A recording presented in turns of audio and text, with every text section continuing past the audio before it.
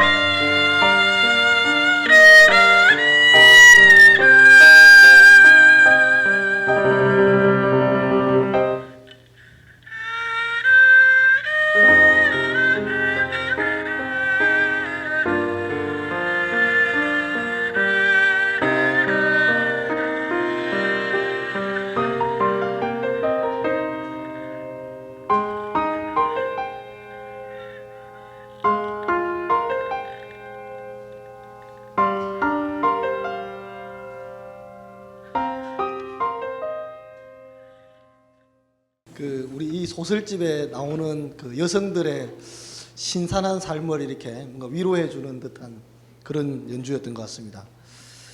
자, 그러면 이제 본격적으로 이야기를 좀 나눠보도록 하겠습니다.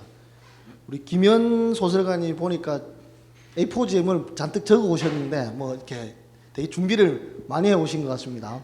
어떤 질문을 하실지 아, 지금 엄청 떨고 있습니다. 여기는 뭐 그런 청문회들도 아니고 편안하게 오늘 이제 독자들하고 만나는 자리니까 또 동료들하고 이렇게 축하하면서 작품에 대해서 조금 이제 깊이 이야기해 보는 자리니까 편안하게 예. 생각해 주시면 좋겠고, 네. 제가 먼저 뭐 질문을 가볍게 하나 던지면은, 지금 기존에 이제 장편 소설도 나오고 또 단편 소설집도 여러 군 냈는데, 이번에 나온 소설집이 이제 기존의 작품들하고 뭔가 어떤 점에서 좀 다른 점이라든지 차별화되는 점이 있다면은 어떤 것 같은지 한번 여쭤보고 싶습니다. 네. 뭐 여러 가지로 다 어설프고 그래서 이제 제가 쓸 수 있는 거, 그리고 이제 제가 어떤 생활하고 있는 행동 반경 같은 게 이제 가정의 테두리에 있다 보니까 첫 전작집에는 거의가 이제 가정 주부 뭐 이런 사람들을 대상으로 하는 이제 그런 소설이 많이 나왔는데요. 그 다음에 이제 장편이 하나 나오고 장미화분이 나오면서 그때 해설을 해주신 분이 그런 말을 하더라고요. 가정에서 이제 어떤 소재나 내용이 세상 밖으로 좀 확장된 것 같은 그런 느낌을 받는다, 그런 말씀을 들었거든요, 해설에서.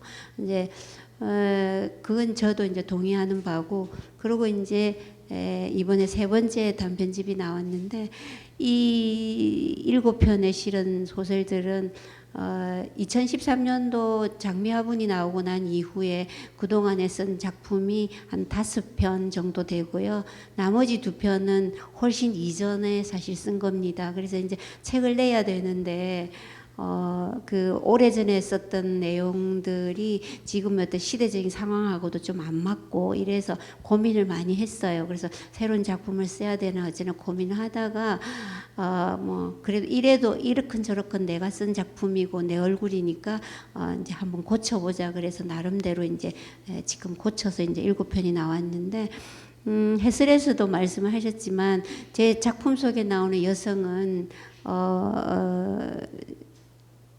지금 5년간 장미화분이 나오고 난 이전에 썼던 작품에서 지금의 작품의 소설 속의 작품 속의 여성의 진화하고 있다고 느껴집니다. 말하자면 이제 그 전에 작품 속의 여성은 어떤 억압이나 뭐 가정적인 폭력이나 그 폭력이 꼭 어떤 그 물리적인 폭력을 말하는 건 아니고요. 여성의 어떤 의식을 가두는 뭐 이런 거라고 이해하셔도 될 것 같은데, 거기서 이제 그 묶여 있었다면은 그 뒤에 나오는 작품 속의 여성들은 그런 거를 뭐 노라처럼 가정을 버리고 뛰쳐나온다는 의미하고는 다르게 단단한 자신의 세계를 구축하고 의존하는 삶이 아닌 자신의 삶을 스스로 독립적으로 꾸려나가는 어떤 그런 의지를 갖게 된 여성이다. 이런 점에서 이제 지금 이번에 나온 소설은 저번에 나온 작품 속의 여성들하고 인물이 조금 차이가 아닐까 그렇게 생각합니다. 박향 선생님은 그러면 같은 이제 동료 작가의 입장에서 이렇게 이제 특히 여성 캐릭터들, 인물들이 대체적으로 여성들인데, 이런 여성의 삶을 다룬 이 작품들을 보면서 선생님 어떤 식으로 봤는지 좀 궁금합니다. 아까도 이제 말씀드렸듯이 이런 억압받는 이런 여성들에 대한 이야기가 현실적이죠. 어떻게 보면 굉장히 현실적인 이야기인데, 아까도 그 김지영 이야기를 했지만 그걸 보고 이제 굉장히 반발하는 사람들이 이렇게 젊은 여자가 무슨 압박을 받았다고 그러느냐, 이렇게 반발하는 게 굉장히 많다고 하네요. 근데 이제 우리가 옛날의 시선으로 지금을 볼 수는 없거든요. 지금의 여성 평등을 의논하자면 지금의 시선으로 봐야 되는 거지 옛날의 시선으로 볼 수가 없듯이, 우리가 이 김현 선생님 소설 속에 나오는 그런 책들의 여성들도 마찬가지인 어떤 시선으로 억압과 차별을 받고 있지 않나. 그런 면에서는 참 잘 읽었습니다. 네. 김지영 이야기도 참 많이 나오고 이슈가 되고 있는데 저는 이제 어떤 식으로 또 볼 수 있느냐를 생각해 보면은 이제 여성들이 굉장히 이제 그 한국의 여성들뿐만이 아니라 뭐 젠더적으로 남성에 비해서 여성들이 뭐 굉장히 억압받는 처지에 놓여가지고 오랫동안 이렇게 살아왔는데 근데 이제 소설가가 이걸 창작할 때 저는 작가가 아니기 때문에 창작할 때 포인트를 억압받는 그 고통받는 상황 자체를 중점을 둬가지고 이 여자가 얼마나 고통스러운 삶을 사는가를 보여줄 수도 있을 것이고 또 다른 데 초점을 또 맞출 수도 있을 것 같거든요.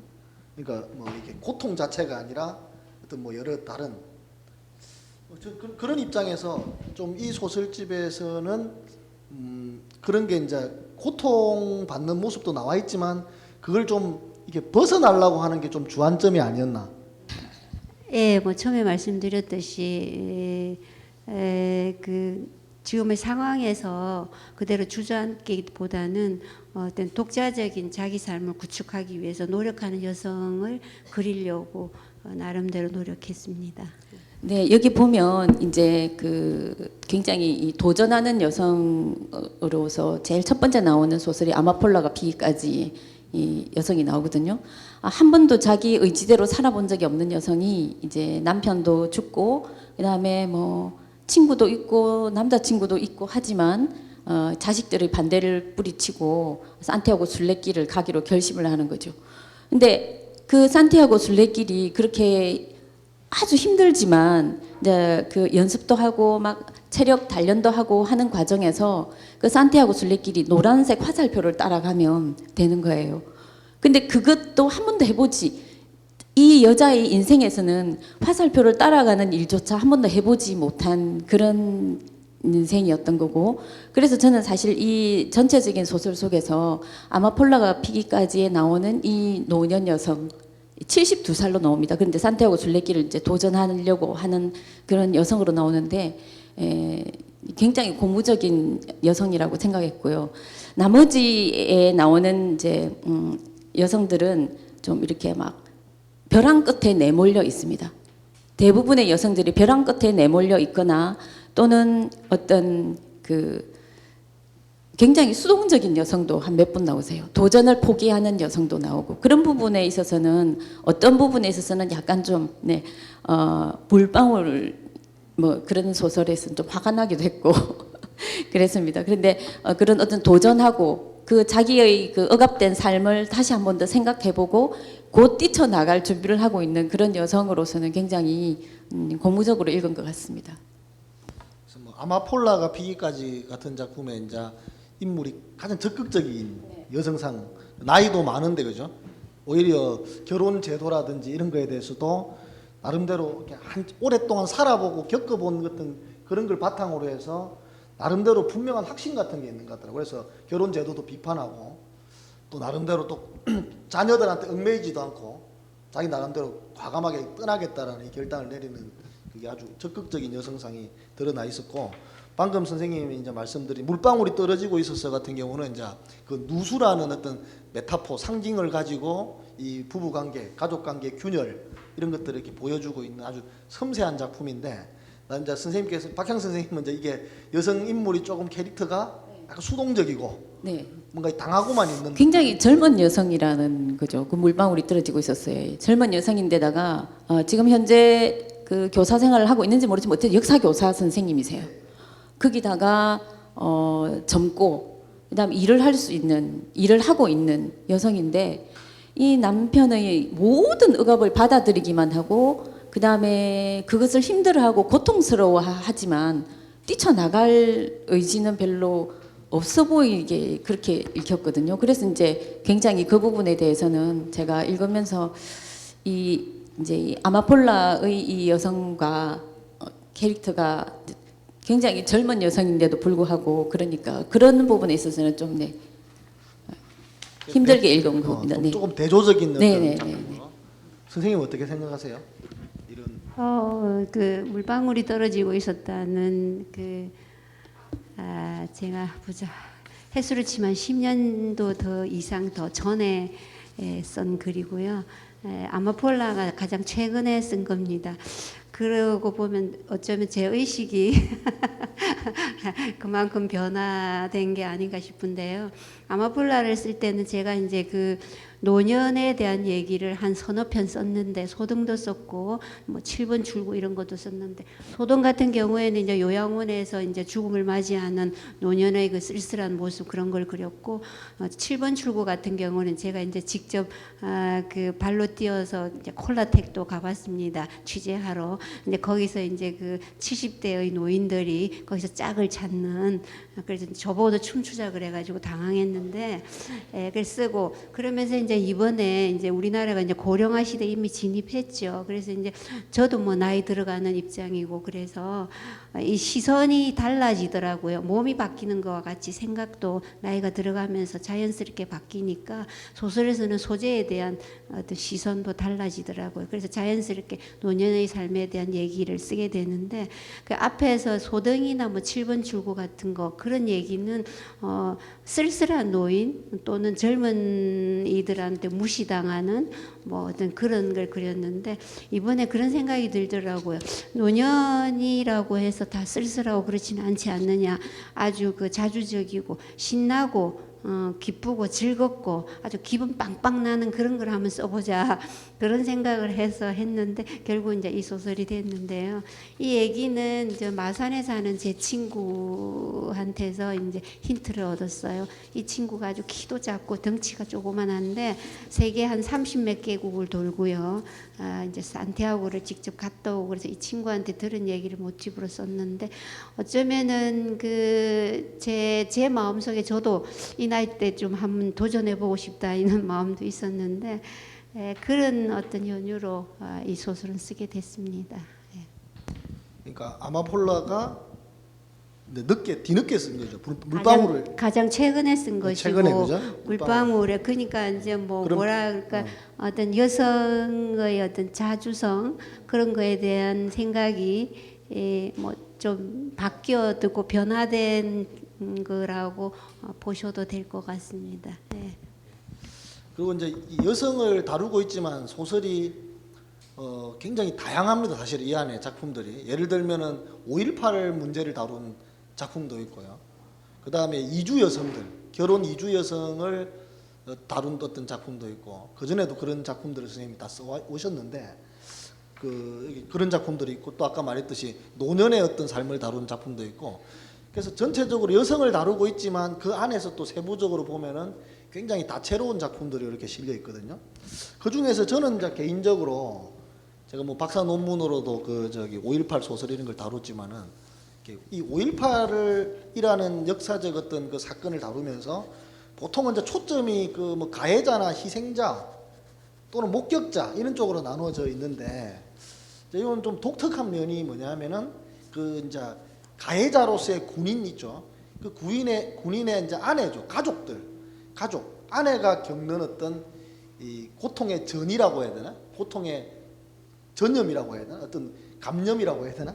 그런 관점에서 조금 독특하게 접근하신 것 같거든요. 그게 이제 가해자 입장에서 저는 그 소설에서 가장 이제 인상 깊게 읽은 것은 홍매화입니다. 홍매화. 홍매화가 그 5.18 광주 그 현장에서 군인이었던 가해자의 영우, 이제 이게 주인공의 남편인데, 이 홍매화를 든 여자아이를 보고 그것을 총이라고 오인을 하게 됩니다. 그래서 그 아이를 쏘게 되거든요. 그래서 그 아이가 죽게 되고, 그 트라우마가 이제 평생 가는 어떤 한 남자거든요. 근데 홍매화가 총으로 오인될 수 있다는 그런 아이러니가 어떻게 보면, 홍매화는 굉장히 아름답고 예쁜 꽃이잖아요. 굉장히 아름답고 예쁜 꽃이 총으로 오인될 수 있다는 거죠. 그것은 어떻게 보면 행복이나 결혼 또 이런 것들이 총이라는 것으로 바뀔 수도 있다라는 그런 불행이라든지, 또는 우리 가장 잔혹한 불행이 될 수도 있는 것이 바로 결혼이나 가족제도, 그것을 또 이렇게 비유해서 말해주는 것이 아닌가. 네. 근데 저는 이제 그것을, 물론 5.18을 역사를 거기다가 넣어서 한 그런 소설들은 사실 좀 이제 그 당시에도 많이 나왔고 그 이후에도 후일담으로도 많이 나오고 있는 사실이지만 그런 쪽보다는 저는 오히려 이쪽으로 주를 해서 읽었거든요. 그래서 홍매화라는 그 어떤 상징이 굉장히 제 마음에 와닿았습니다. 그래서 아, 꽃이 총이 될 수 있구나.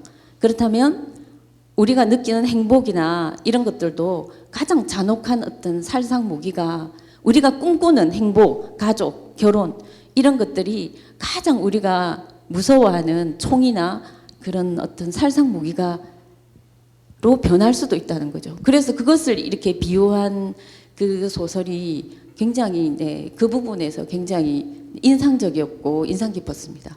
네. 그 작품에 대한 말씀을 좀 드리자면은 제가 그 5.18 광주에 대한 이야기를 한 4편 정도 썼는데요. 중편을 하나 쓰고 단편을 3편 정도 썼습니다. 80년 광주 때 저는 서울에 있었는데요. 그때 제가 고려대학교에 갈 일이 있어서 갔더니 그때 당시에 그 국무총리였던 신현확 씨인가 그분의 이제 형상을 지포로 만들어 놓고 이제 학생들이 화형식을 하고 그때는 서울에서 이제 학생들이 가투를 나와가지고 밖에 나갈 수가 없었어요. 그리고 그 일이 있고 나서 얼마 안 지나서 제가 광주를 한 10번 정도 방문했는데 그 일이 있고 난 직후에 그 어떤 뭐 시체 뭐가 그대로 있는 건 아니지만 지금 그 묘지가 그대로 마련되기 전에 어떤 그대로의 모습 같은 것도 저도 다 보고 그랬는데 왜 제가 이 문제에 계속 매달리고 이러냐 하면은 그때 당시에 제 주위에 군인이 많았어요. 그리고 이제 그 제 가까운 사람도 군인이 입장이었고 그리고 실제로 거기에 투입돼서 목숨을 잃은 우리 군인들도 많았고 그래서 제가 이 얘기를 할 때마다 상당히 조심스러운데 물론 이제 가해자 피해자로 나눠지지만은 가해자인 군인들 중에서도 군인들은 상명하복에 따라가야 되기 때문에 자기의 의지대로 하지 않기 때문에 그 사람들의 어떤 상처도 있다는 거 이제 그건 이제 개별적인 얘기긴 하지만 그 얘기를 좀 하고 싶었고요. 그리고 이제 그 가족들은 보면은 가족이 전부 그냥 그 한마디로 엉망이 됩니다. 본인은 피폐해지는 게 말로 할 수가 없고 그로 인해서 그 가족들도 말로 할 수 없는데 제가 그 현장을 보면서 그때는 제가 이제 등단하기 전이었는데 제가 그런 생각을 했었죠. 나중에 내가 작가가 된다면은 반드시 이 이야기를 쓰리라. 꼭 써야 되겠다는 어떤 의무감, 부채감, 책임감 같은 거를 갖게 됐어요. 그래서 이제 그 뒤에 4편 정도를 썼는데 이제 물론 이제 뭐 이런 일을 떠올리면 전쟁이라는 걸 떠올리면은 뭐 물론 광주가 전쟁은 아니지만 떠올리면 전부 남자를 생각하죠. 왜냐하면 거기서 이제 행동하는 주 인물들이 다 남자들이기 때문에 그렇게 생각하는데 그 이면에 남자가 받은 상처의 그대로 또 그 그늘에서 엄청난 고통을 감수하고 살아가는 많은 여성, 그건 이제 어머니이기도 하고 아내이기도 하고 누이이기도 하고 여동생이기도 하고 고모, 할머니 많죠. 많은 여성들이 있다는 거. 그 얘기를 한번 하고 싶어서 이 얘기를 쓰게 됐습니다. 그래서 보면은 그러니까 군인도 사실은 이제 일반 병사 같은 경우는 가해자이면서 동시에 피해자고 그런 이제 이중성을 가지고 있는데 여기도 보면 사실은 굉장히 피폐해져 가지고 인생 자체가 망가져 있는 그런 피해자로 이렇게 나오는 그런 작품인데 저는 이제 또 동시에 아까 선생님 박향 소설가님께서 이제 이렇게 꽃이라는 걸 통해 가지고 가장 순수하고 아름다운 걸 통해 가지고 그게 하나의 아주 그 폭력적인 것으로 또 이렇게 드러날 수 있다는 그 아이러니를 말씀해 주셨는데 우리가 그 저기 박하사탕 보면 거기서도 그 박하사탕이라는 아주 하얗고 그 순백의 순수함 그게 나중에 꺾여버리잖아요. 그 순백이 내가 그 광주에서 어떤 소녀를 총으로 쏴가지고 그래서 그 순수함 그게 저는 이제 선생님도 방금 두 분께서 이야기하시면서 광주를 이야기했지만 사실 이게 이제 광주뿐만이 아니라 가족 안에서든 더 넓게는 우리 삶 안에서든 가장 폭력적인 것이 어떤 의미에서는 가장 순수한 어떤 순결하고 순수한 모습으로 이렇게 오기도 하잖아요. 그죠? 그게 이제 역설적으로. 그리고 제가 이 작품집을 보니까 전체적으로 꽃이라는 어떤 모티프가 굉장히 많지 않습니까? 꽃이 아주 많이 등장하는데 뭐 제목에서부터도 그렇고 제목이 아니더라도 이 안에 보면은 꽃이 많아요. 예, 꽃을 되게 좋아하시는 것 같은데 어떻습니까?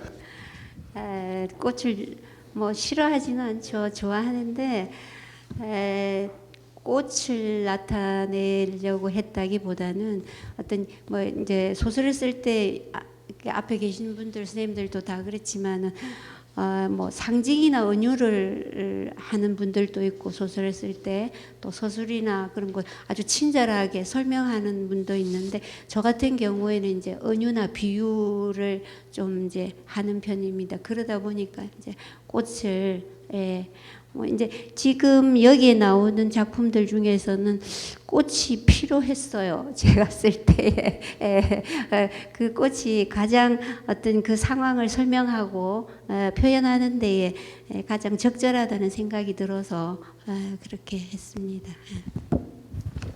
이 책에 보면 꽃이 이제 첫 번째 아마폴라가 피기까지가 나오거든요. 그 다음에 이제 꿈이었을까에 보면 이제 아까 금방 말한 그 홍매화가 나옵니다. 근데 이렇게 주인공이 아닌 꽃이 있어요. 주인공이 아니고 풍경으로 존재하는 꽃이 있는데 그게 바로 둘레식당에 나오는 벚꽃입니다. 이 둘레식당에 이제 가면은 이 하동 그 벚꽃 축제할 때 그 하동에 있는 제첩 식당에서 일하는 그 여성에 대한 그 이야기인데요. 그 둘레식당에 베트남 여성이죠. 이주 여성 이야기입니다.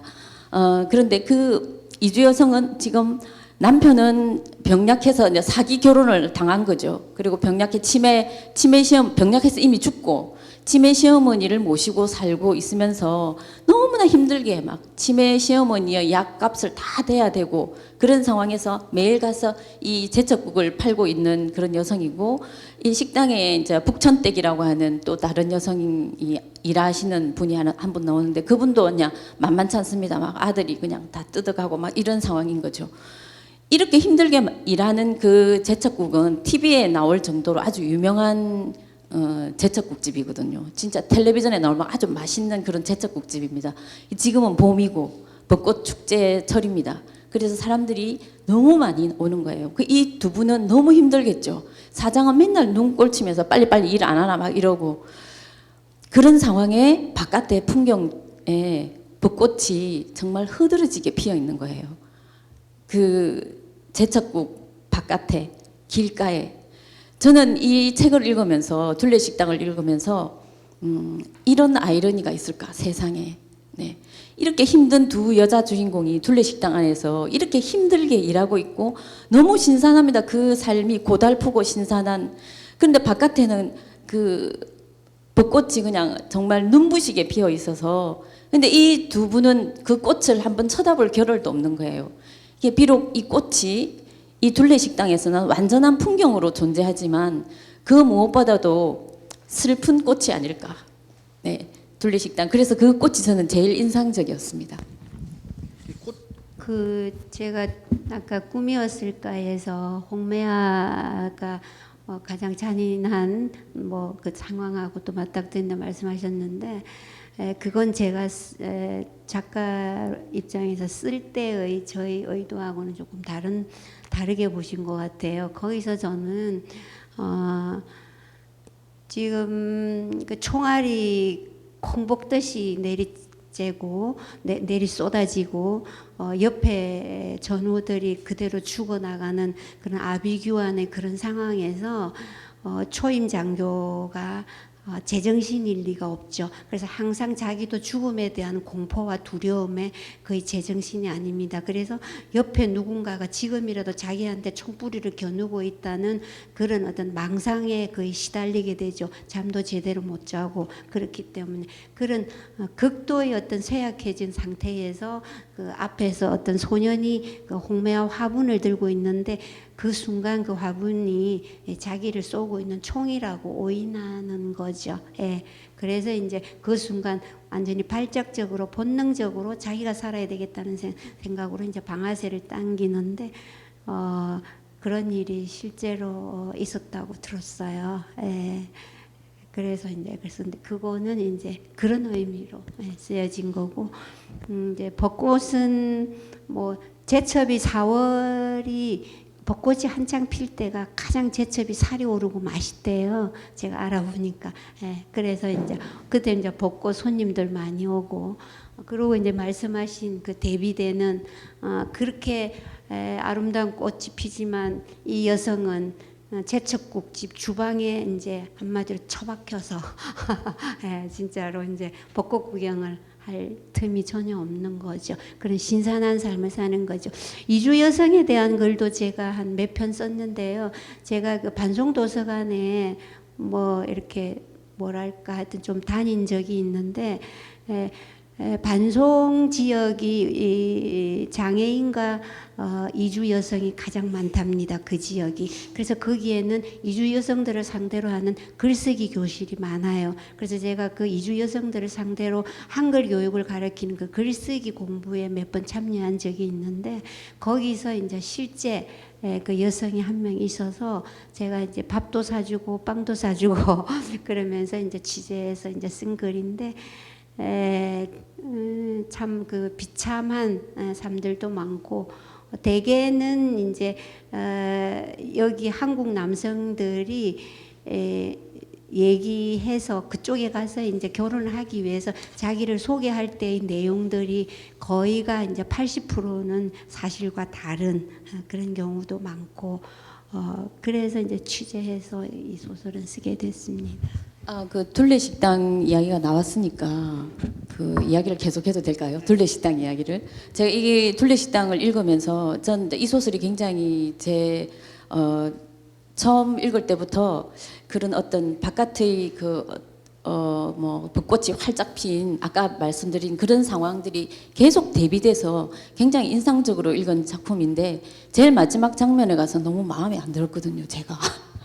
네, 이제 이게 제가 조금 전에 줄거리를 살짝 말씀드렸지만, 이 응안이라는 이 이주 여성에게 상철이라고 하는 남자가 접근해 옵니다. 나이 많은 총각이에요. 근데 응안은 이제 시집 와서 아이만 하나 딸랑 낳고 남편이 죽어버립니다. 근데 이 아이를 키우면서 살아가고 있는 여성이고요. 정말 힘들게 진짜 쎄 빠지게 일을 해서 시어머니 약값에 다 들어갑니다. 치매예요. 집에 가면 몸 씻기고 막 그 변이랑 다 받아내야 됩니다.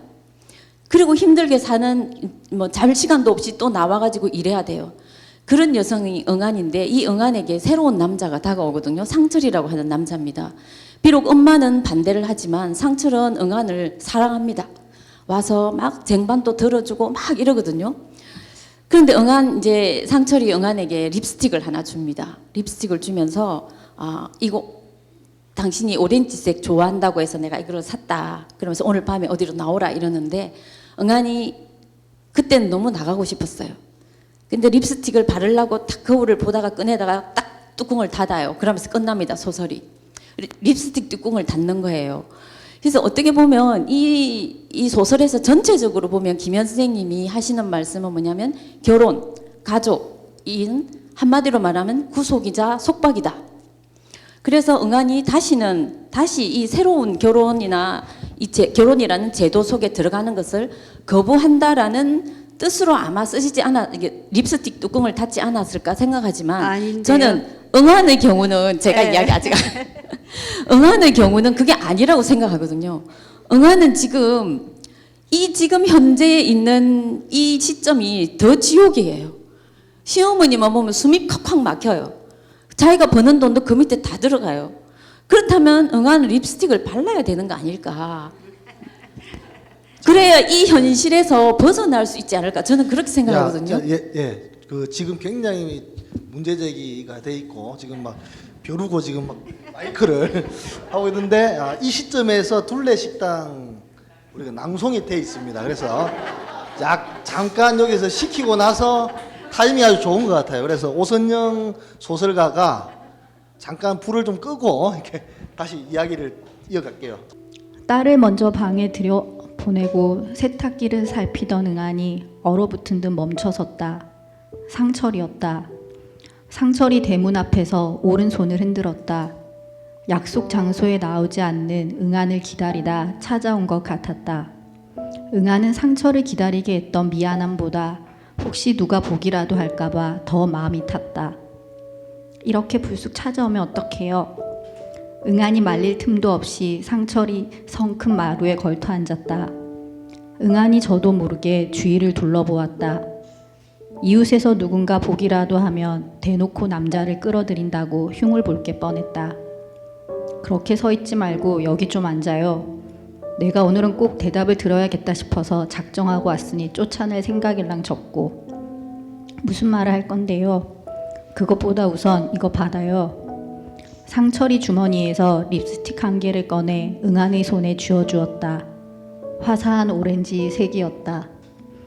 언젠가 무슨 색깔을 좋아하느냐고 물어서 오렌지 색이라고 대답했던 기억이 났다.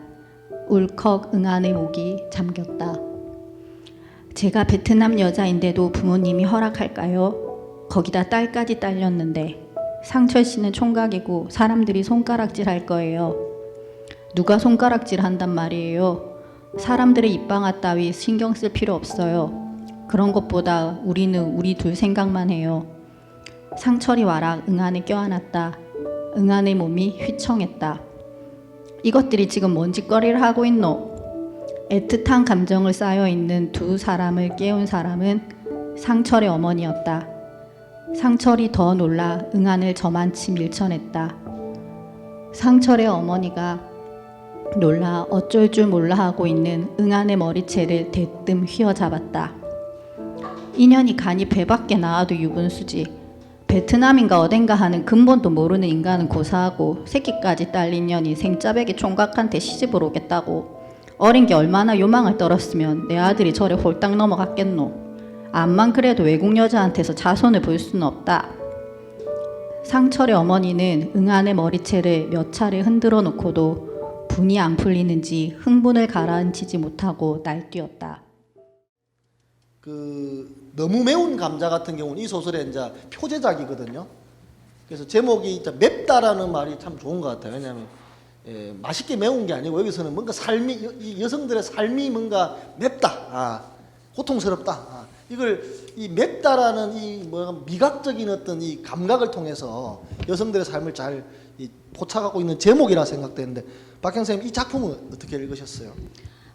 이 너무 매운 감자는 제가 이제 굉장히 마음에 드는 어떤 그 부분이 있다면 이 감자입니다. 감자. 네, 이 감자가 여기서는 어떻게 절대 행복할 수 없는 나를 나타내는 것 같았습니다. 절대 행복할 수 없는 나. 여기 세 가지 감자가 나오거든요. 처음에 이제 치킨집에서 튀겼는데 감자가 너무 매운 거예요. 전 매운 감자 한 번도 못 먹어봤는데 감자가 너무 매워서 손님들한테 드릴 수가 없었어요. 그걸 들고 이제 집으로 와서 딸애한테 먹입니다. 딸이 막 감자가 왜 이렇게 매워? 막 이제 이렇게 화를 내는 그런 절대로 손님들한테 줄 수 없고 내 자식에게밖에 줄 수 없는, 그리고 또 애가 안 먹으면 자기가 먹겠죠. 네, 그렇게밖에 먹을 수 없는 정말 매운, 정말 쓸모없고 아무도 바라지 않는 그런 감자인 거예요. 그리고 두 번째 감자가 뭐냐면 이제 이분이 이제 이 나가 이름이 뭐였죠? 네, 그냥 납니까? 네, 내가 이 치킨집에서 일을 하다가 너무 힘들고 돈도 안 되는 데다가 조금 있다가 이제 방도 빼줘야 돼요. 방도 빼줘야 되고 보증금도 이제 거의 다 날아갔고 그것도 엄마 집에 얹혀 삽니다. 남편은 사업에 실패해서 도망가 버렸습니다. 애도 키워야 되고. 근데 그런 상황에서 치킨집에 가서 일을 하고 있었는데 벌이가 너무 없는 거예요. 그런데 우연히 이제 거기서 노래방 도우미를 하는 친구를 만나게 돼서 노래방으로 진출을 합니다. 치킨집에서 노래방으로 진출을 하는데 그 노래방에서 어떤 짓궂은 남자 손님이 감자칩을 입에 물고 입으로 먹으라고 줍니다. 침 묻은 감자칩이죠. 감자칩에 침이 묻어 있는 거예요. 그거를 어떻게 먹겠습니까? 그걸 못 먹겠다고 하니까 거기서 막 이제 뺨 때리고 막 주인 오고 막 이제 이런 사태가 막 생기거든요. 그 감자칩 그래서 이제 결국 거기서 쫓겨납니다. 쫓겨나가지고 또 이렇게 우유곡절을 겪다가 결국에는 다시 치킨집에 들어갑니다. 그래서 이번에는 감자를 튀기기 위해서 생 감자를 썰어요. 이제 생 감자를 쓰는 마지막 장면이 이제 감자를 써는 건데 이 세 가지 감자가 나오거든요. 이 세 가지 감자는 절대 이 여자가 이 내가 가질 수 없는 행복, 가질 수 없는 어떤 축복, 그 다음에 안정된 생활, 절대로 가질 수 없는 것처럼 그렇게 보였거든요. 그래서 이런 감자를 이 세 가지 감자를 적절하게 이렇게 소설에 배치를 했다는 거에 대해서 굉장히 네, 그 부분에는 상징을 감자가 굉장히 잘하고 있다고 그렇게 읽었습니다. 네. 저는 이제 감자이라면은 그 이제 못생긴 사람한테 감자라 이렇게 감자같이 생겼다 울퉁불퉁하게 여기 보면 이 여자 주인공이 이제 외모가 그렇게 탁월한 분이 아닌 거로 나오거든요. 그래서 이제 나중에 노래방 도우미로 취업을 하는데 막 얼굴 못생겼다고 구박도 받고 결국은 얼굴을 수술하기 위해서 성형 수술하려고 돈도 훔치고 그 저 친구 걸 훔치고 이러잖아요. 그래서 그 어찌 보면 울퉁불퉁하게 못난 이 여자 주인공의 뭐 그것 있을 수도 있고요. 또 한편에는 우리가 또 지설이라는 영화도 있지만 그죠? 먹어야 살잖아요. 어떤 절박할 때 맛이 없고 덜 익고 뭐 또 그놈의 침이 묻어 있는 그런 어떻게 보면 감자일지라도 내가 살려면 그 먹어야 되는 거거든요. 그 더러운 그걸 사실은 내가 이 직장 안 잘리고 하려면 먹어야 되는데 그런 의미에서 생존이 달려 있고 그래서 사실은 이 먹고 살기 위해서 가족의 그 생계를 다 책임져야만 하는 이 여자 주인공 자신을 저는 의미한다고 봐요. 그래서 그게 매우 아주 그걸 잘 형상화한 게 아닌가라는 제목이 라는 어떤 생각이 들었고요. 그리고 사실은 이게 이 여자뿐만이 아니고 어떤 의미에서는 여기 꽃이라는 게 자꾸 나왔다 했잖아요. 예쁘고 아름답고 이런 것들이 많지만은 사실 여기에 나오는 여자들이 어찌 보면 다 감자 같은 존재들이 아닌가. 울퉁불퉁하고 삶 자체가 아름답고 예쁜 거를 추구하지만은 그렇게 살지 못하고 있는. 근데 저는 여기에서 이제 굉장히 이 소설을 이렇게 이 감자 세 가지를 굉장히 배치를 잘 합니다. 이제 소설을 쓰는 입장에서 보면 이 감자를 적절하게 정말 배치를 잘한 거죠. 처음에는 매운 감자, 그 다음에 침 묻은 감자, 그 다음 다시 그 센 감자를 쓰는 거예요. 네네, 다시 돌아가 버린 그런 어떤 이 기구한 삶을 가지고 있는 이 여자를 나타낸 건데 이 소설에서 제가 이제 한 가지 불만이 있다면, 네, 너무 불행을 많이 모아놨다.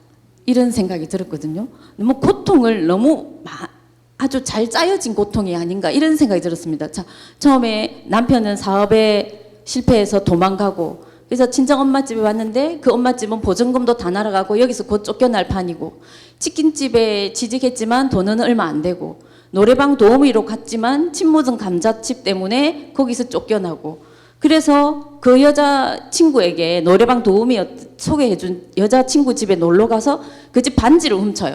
그 반지를 팝니다. 팔아서 돈을 가지고 있어요. 성형수술 하려고. 왜 너무 못생겼다 소리를 노래방 도우미를 하려고 너무 못생겼다. 그래서 그 돈을 가지고 있는데 그 돈을 아들이 훔쳐서 달아나버려요. 그래서 결국에는 다시 치킨집에 가게 된 거죠. 그래서 너무 불행을 너무 많이 모아놓은 거 아닌가. 사실 이제 소설 쓰는 입장에서 소설을 쓰다 보면 이렇게 극한 상황까지 가져가고 싶을 욕심이 막 나거든요. 이게 지금 뭐 하고 있는 김지영도 많은 그 사람들이 불평을 쏟아내는 것 중에 하나가 한 사람에게 이렇게 많은 불행이 다 들어갈 수 있느냐 이런 그런 불평 불만도 굉장히 많은데 저는 여기서 이 너무 매운 감자의 주인공이 너무 많은 불행을 이 글 쓰는 입장에서 생각하면 이것을 어떻게 잘 조리를 해서 조합을 해갖고 선생님은 물론 굉장히 잘 이렇게 마무리를 잘 하셨지만 그런 유혹을 느끼지만 사람들이 그렇게 이야기할 수도 있거든요. 너무 자기적이 아니냐 이렇게 이야기할 수도 있다고 보거든요. 그것을 선생님은 어떻게 처리를 하시는지 제가 궁금합니다. 네. 지난 한 12년 정도 독서 심리 상담사라는 자격을 얻어서 그 뭐 수업이라고 표현하면 좀 뭐하지만 어쨌든 독서 심리 상담이라는 일을 한 11년간 해왔어요. 그래서 이제 한 학기에 한 10명 정도씩 해서 1, 2학기 나눠서 그 기간을 치면 제가 그동안 만났던 주로 99%가 그 강좌에 오는 분들이 여성분들입니다. 주로 중년의 부인들이죠. 그런데 이제 한 400명 가량이 좀 넘을 텐데요. 그분들의 얘기를 들어보면 이건 제가 하는 수업은 무슨 뭐 지식을 일방적으로 전달한다든가 그런 게 아니고 어떤 지정된 책을 읽고 그걸 읽음으로써 떠오르는 생각들을 결국은 자기의 상처를 드러내서 서로 나누면서 그래서 그 상처를 좀 더 공유함으로 해서 그 상처가 옅어지는 어떤 그런 효과를 얻고자 하는 것이 목적인 수업인데요. 거기에 한 400명 정도의 여성들을 제가 만났는데 그 여성들의 입에서 나오는 그 상처, 지나간 이야기 그런 거 보면은 제가 50년대 출생인데요. 저보다 훨씬 젊은 뭐 60년대 또는 80년대 출생인 여성들도 오는데 상상할 수 없었던 어떤 고통, 그러니까 80년대 출생임에도 불구하고 제 딸이 80년대 출생인데요. 그런데 한글을 초등학교를 안 보내줘서 한글을 몰라서 어떻게 뭐 따로 어떻게 배웠다는, 그래서 상상할 수 없는 뭐 그다음에 뭐 이제 제가 하는 그 수업에 여러 가지 이제 상황이 하는데 여기 이 이야기하고는 좀 다르긴 하지만 친오빠한테 뭐 어떤 그 상습적인 성폭행을 당한다든가 뭐 하여튼 상상할 수 없는 그런 일들을 겪는, 고통을 겪는 사람들이 너무나 많아서 저 역시 할 말이 없어서 정말로 놀라고 그랬던 적이 정말 많거든요. 그런 의미에서 여기에 나오는 너무 매운 감자에 나오는 나의 불행은 제가 만났던 많은, 그래서 일부러 만들은, 어쩌면 이렇게 많은 불행이 한꺼번에 이 여성한테만 모아졌는가 그랬는데 제가 만난 그 여성들한테는 이것보다 10배 정도의 더 많은 불행을 한 몸에 받는 그런 여성들도 있었어요. 예, 그래서 잠깐 시간이 정리가 좀 해야 되는. 알겠습니다. 짧게 더 하시고. 아니요, 뭐 이제 그래서 이제 불행은 한 사람한테도 우리가 상상할 수 없는 그 불행을 겪는 우리 이웃들도 이 세상에는 참 많다는 거를 저도 그렇게 알았습니다.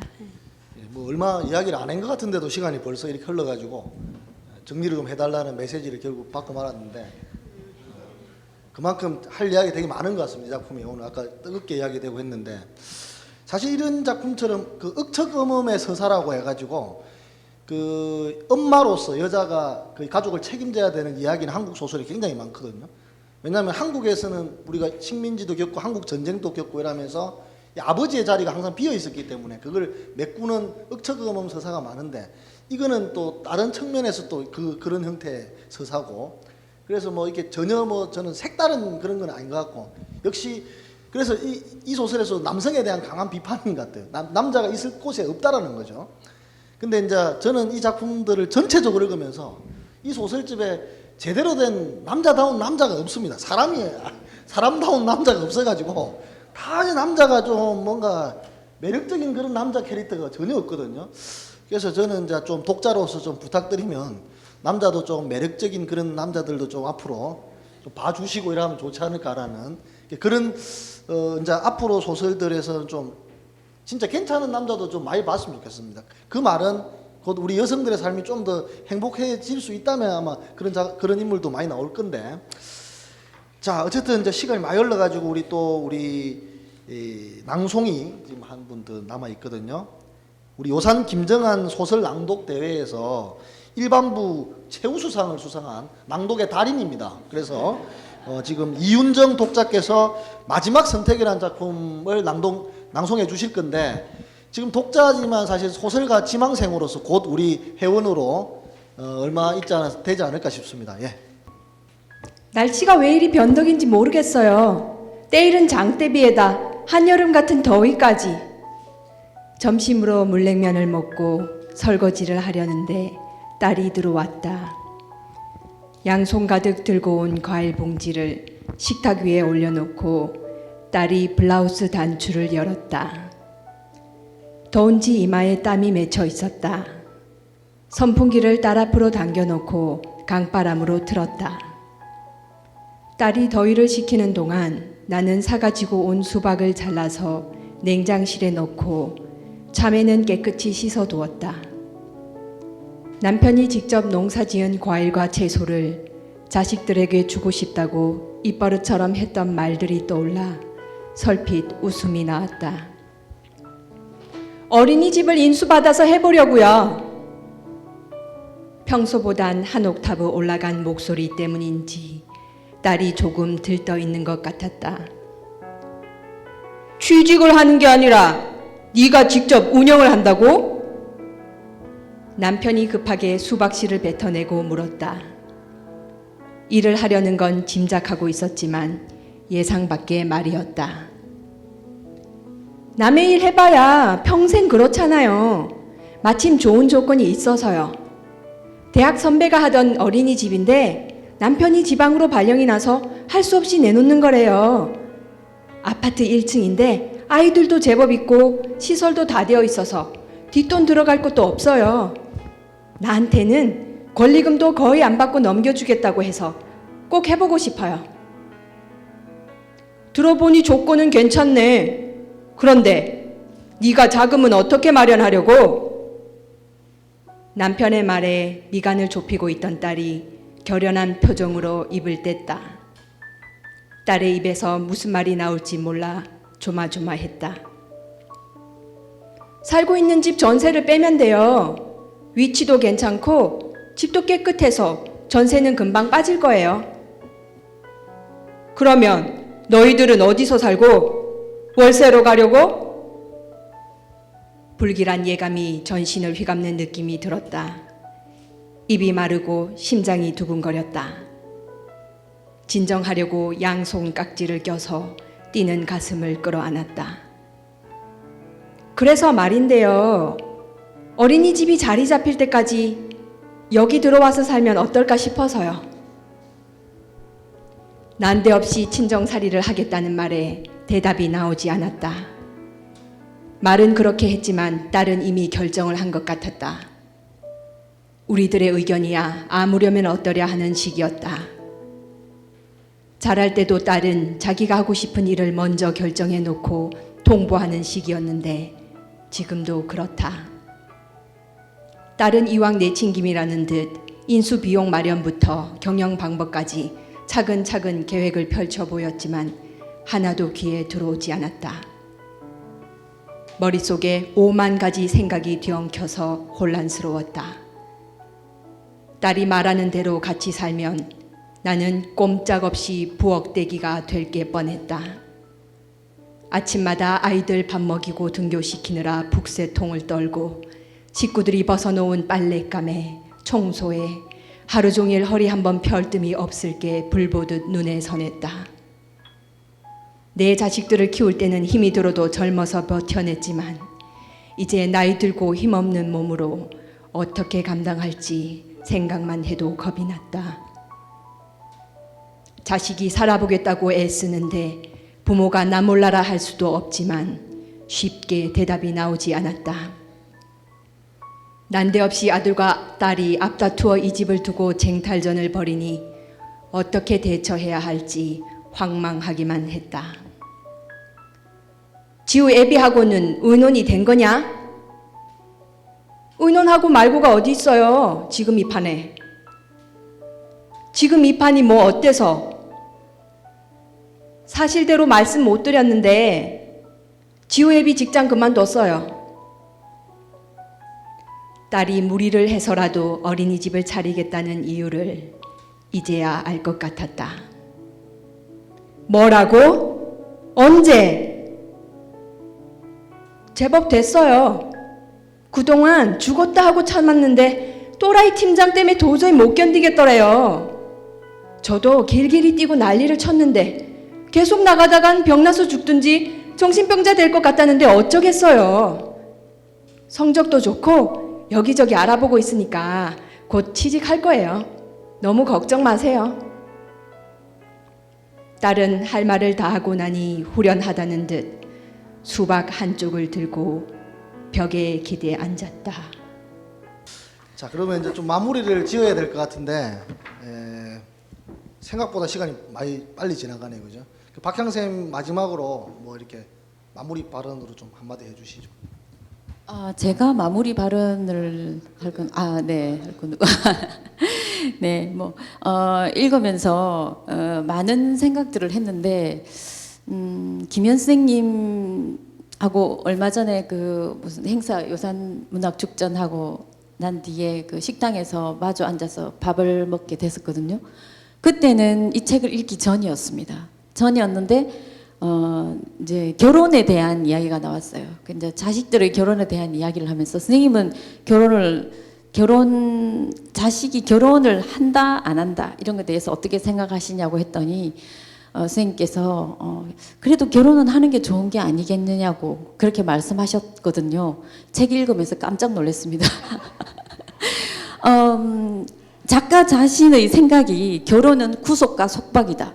결혼이라는 제도, 가족이라는 어떤 울타리가 이 여성들에게 한치의 행복도 주지 않고 그리고 무엇에도 구애받지 않는 자유를 꿈꾸는 여성들이 나오거든요. 그래서 거기에 대해서 한번 꼭 물어보고 싶었는데 지금 이제 제가 마무리하면서 그 생각이 딱 드네요. 네.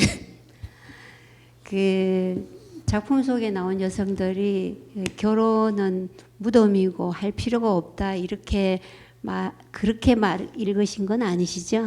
예, 그건 아니죠. 예. 예.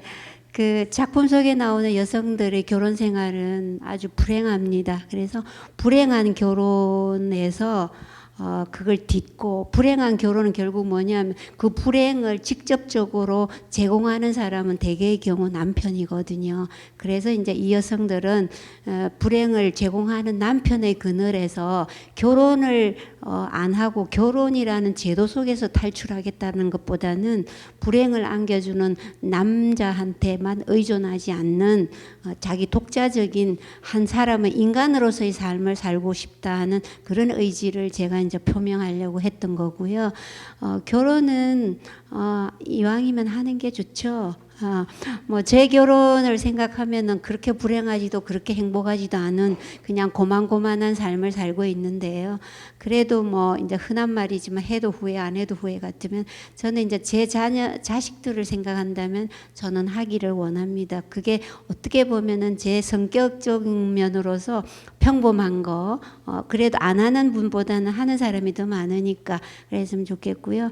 아까 이제 한마디만 하면은 아까 그 박형 선생님이 작품 속에 나오는 여성은 그 고통들에서 왜 계속 그대로 이제 그 뭐 참고 있느냐 또는 당하고만 있느냐 고통의 늪에 갇혀만 있느냐 그렇게 하지 않아도 되지 않느냐 이렇게 얘기를 했는데 제가 몇 년 전에 성폭력 상담소를 방문한 일이 있었어요. 그래서 이제 거기서 많은 얘기를 듣고 또 그 관계자분들하고 또 여러 번 이제 교류를 하고 이런 일이 있었는데 그분들한테 얘기를 들으니까 폭력에 시달리는 여성들은 우리 생각에는 도망을 가고 왜 그러지 싶었는데 지속적인 폭력에 시달리다 보면은 이 정신이 희한하게 망가진대요. 그래서 도망갈 엄두를 못 낸답니다. 그거를 이제 동물에 비유하면은 고양이나 쥐를 앞에 놓고 지속적으로 계속 송곳으로 찌르거나 그러면 도망갈 엄두를 못 낸대요. 근데 이제 그게 뭐 동물하고 사람하고 비교하는 게 좀 그렇긴 하지만 그래서 지속적인 폭력에 시달리는 여성들은 도망갈 엄두를 못 낸대요. 오히려 그 도망가지 못하는 그 깊은 그 심리적인 기저에는 만약에 도망가다가 붙잡히면은 지금보다 더 큰 폭력이나 어떤 그런 거에 시달릴 거라는 그런 두려움 때문에 그렇다고 그래요. 그래서 이제 여기 나오는 여성들은 도망을 못 갔으라기보다는 견디는 여성이라고 해야 될까요? 예, 뭐 그렇게 얘기하고 싶었습니다. 이렇게 와주셔서 별로 들을 것도 없죠. 이렇게 와주셔서 감사하고요. 맛있는 식사 드시고 차까지 드시고 가시기 바랍니다. 감사합니다. 예, 시간이 좀 부족해갖고 더 많이 이야기하고 싶은데 그 식사하시면서 자유롭게 이야기했으면 좋겠습니다. 예, 오늘 이것으로 마치겠습니다. 감사합니다.